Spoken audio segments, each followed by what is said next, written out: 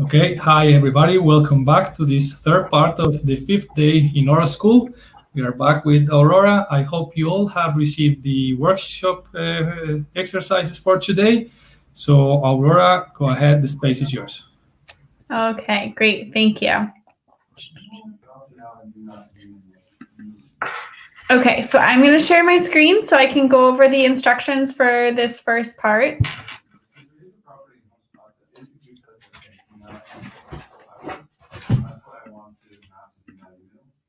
All right. So we're going to be doing workshop 5, and like I said before, we're going to be using the apogee spectra, and I've put 3 of those into my GitHub folder. And we're also going to be using the collaboratory notebooks, and I will share the collaboratory notebook that I will be doing the example with. So let me share that. Do you want me just for future records? Okay. The CRM contact me? Great. And so once you download these spectra, I just wanted to show you there's a little bit of a complication with how you plot them. It's a little bit different than all the spectra that we've worked with so far. So I just wanted to show you that so you'll know how to plot them. So going over to my collaboratory notebook,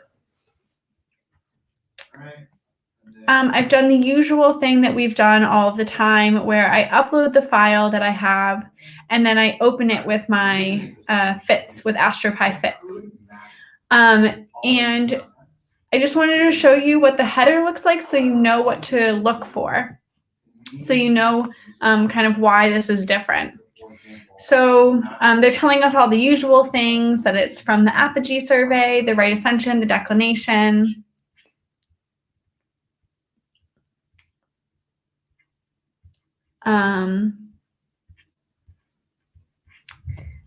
Lots more information.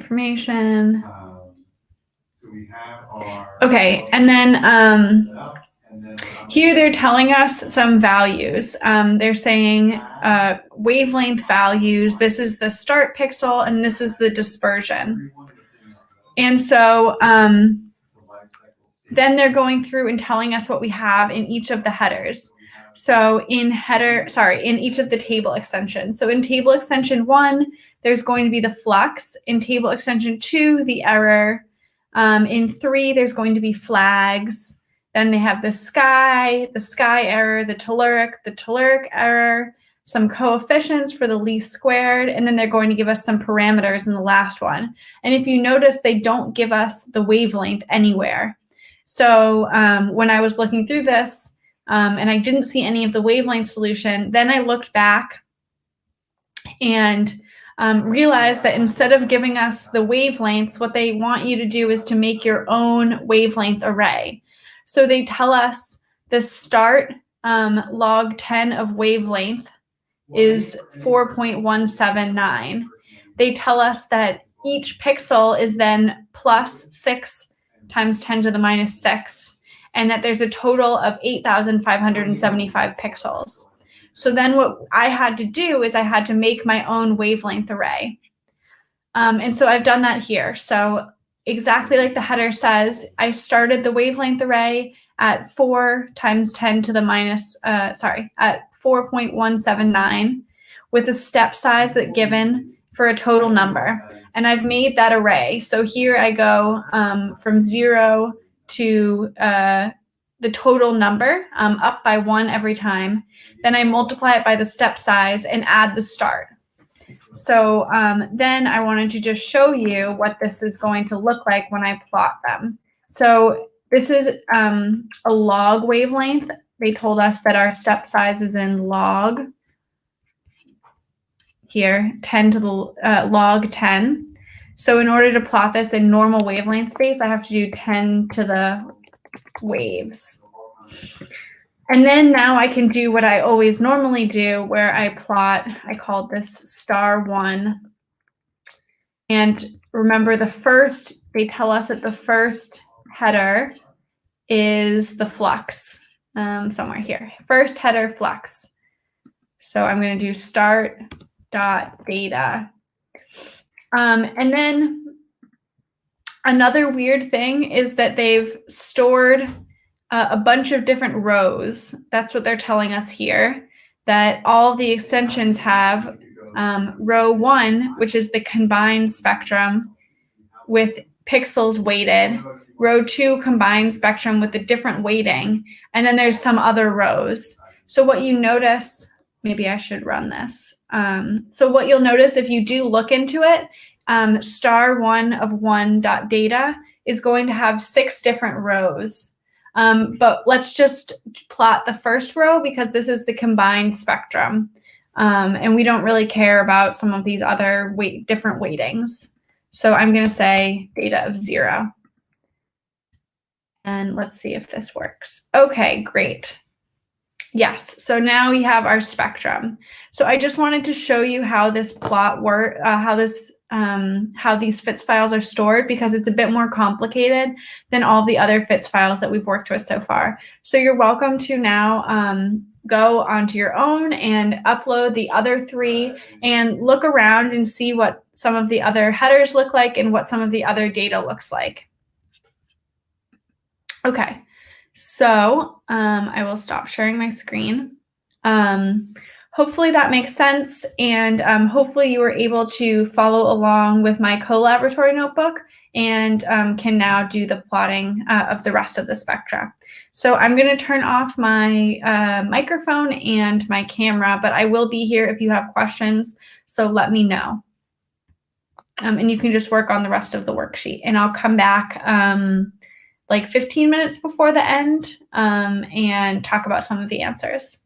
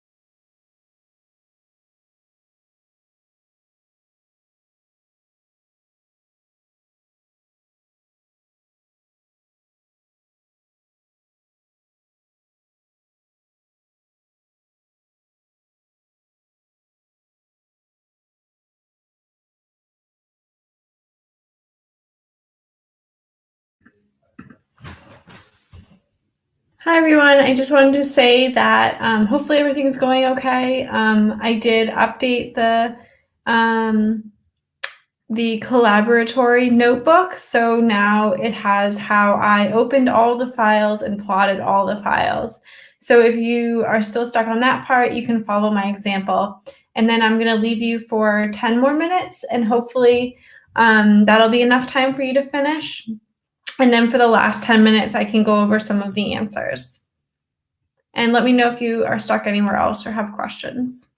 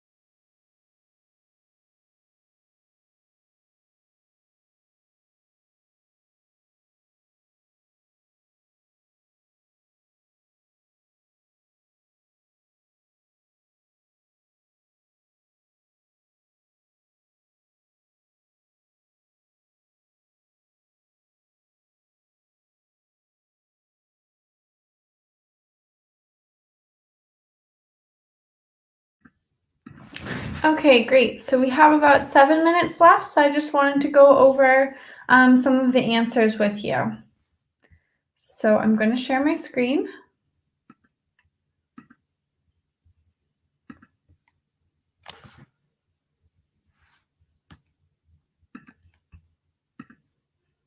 Okay, great. So I've added my new files. So I have all 3 of the star files now, and I've plotted them so that their continuum are lined up, so that they all have a similar continuum. And then let me just show you what the full plot looks like before I zoom in.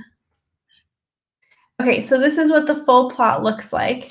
And you'll notice that there's a good amount of lines that are going way above the continuum. And these are caused probably by, or they are caused by sky emission lines not being removed correctly and telluric lines not being removed correctly. So if you zoom into some of the regions where they are, you'll see that there's kind of, well, if we zoom in here. Okay, so you'll see this region here. This is caused by telluric or sky lines not being removed correctly. And you'll kind of see this kind of up and down pattern. And that's what that's caused by. So now I've also zoomed into the region where this strong iron line is. So if you looked at the, actually, I'm going to share my whole screen.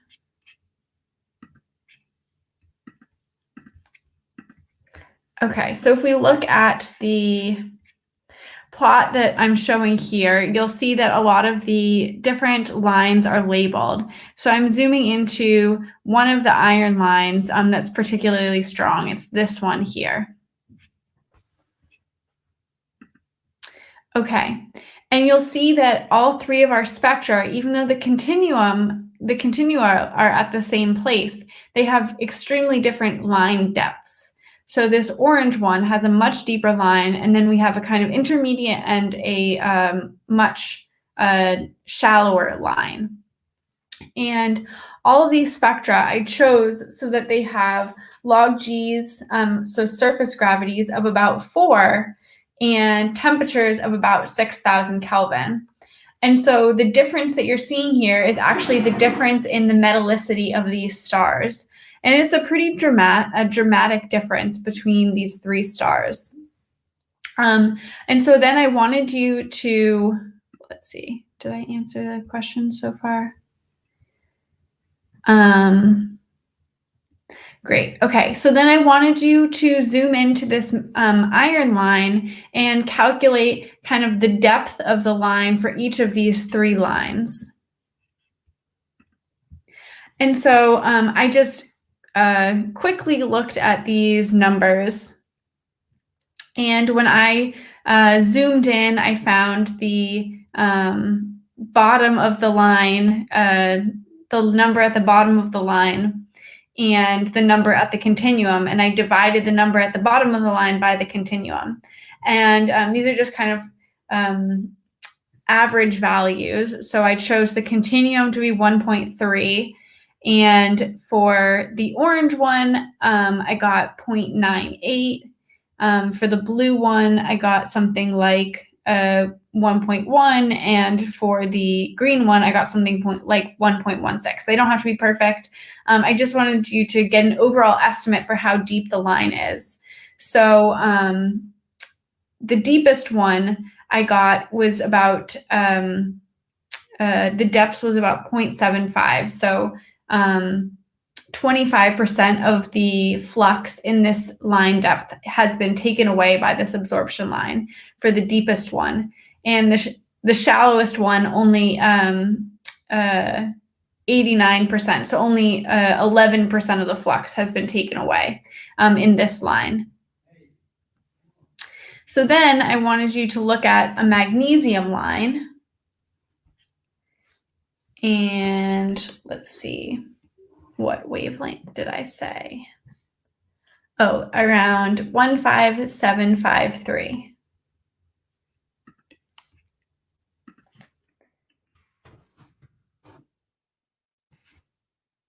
So I'm going to zoom into a region around there.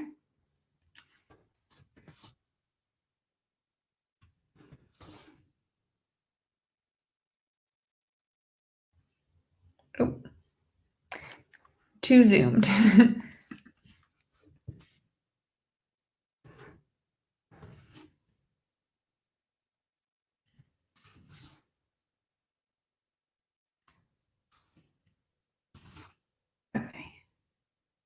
Okay, got it. Cool. And so this was the line that I looked at, but all of these are magnesium lines. So yeah, you could have looked at any of them. And even just looking at this line versus the other line, it looks to me like the depth does not change as much as the depth of the iron line. And you can look at a lot of different iron lines and kind of see the same thing, where the iron line depths are getting really small, and the magnesium line depth, the change isn't that much. And so I did the same thing where I said that the continuum was at 1.2. And then I found the average line for all of the magnesium lines. And for the deepest one, I got something like 0.66. So that means that about 33% of the flux is being absorbed in that line. For the medium one, I got 0.71, so about 30%. And for the shallowest one, I got 0.73. So that means about 27% is being absorbed. And what you initially just can look at or notice that we had already noticed, that I had already noticed by eye, is that we only get a change in the line depth of about 7% here. Whereas for the iron line depth, I got a change of 14%. And so the magnesium line depth is not changing as quickly as the iron line is changing. And so what that means physically is, so I'll just tell you how low the metallicities are. So for the orange spectrum, the Fe over H, or the Fe over H value was plus 0.12. Whereas for the middle one, so that's the blue spectrum here, the metallicity value was minus 0.7. So that's already really metal poor. And for the lowest one, the metallicity was minus 1.04. And so these are pretty metal poor stars that I'm looking at for the two lower ones. This is much lower than kind of those low metallicity stars in the exoplanet. But they are comparable to some of the ones that I showed in the plot from my research. So you can see that the magnesium, it's looking like, isn't as low as the iron. And if you look at the parameters for the magnesium abundance that they measure, for the lowest one, they measure a magnesium over iron abundance of 0.4. So that means that magnesium is more enriched compared to iron than the solar value by 0.4, or 10 to the 0.4. So by a pretty good amount. And for the high one, so the orange line, the magnesium to iron abundance is 0.01. And so it basically has the exact magnesium to iron abundance as the sun does, but the lower one has a much higher magnesium to iron abundance. And the reason that this is like we talked about in the lecture today, where some elements get enriched faster than others because some elements are created in exploding massive stars and just in massive star formation, whereas other elements are created more in low mass star formation, or supernovae from white dwarfs, which are low mass stars. And so iron is preferentially made in a lot of these secondary processes. And so magnesium is made in these first processes. So for stars that were formed a really long time ago, often they're going to be more enriched in magnesium compared to the sun, the solar value, than iron. Okay, so this is the end. I'm 2 minutes over. Just let me stop sharing. So this is kind of the end of what I had for the workshop for today. So if you have questions, I'm happy to answer them in the next session.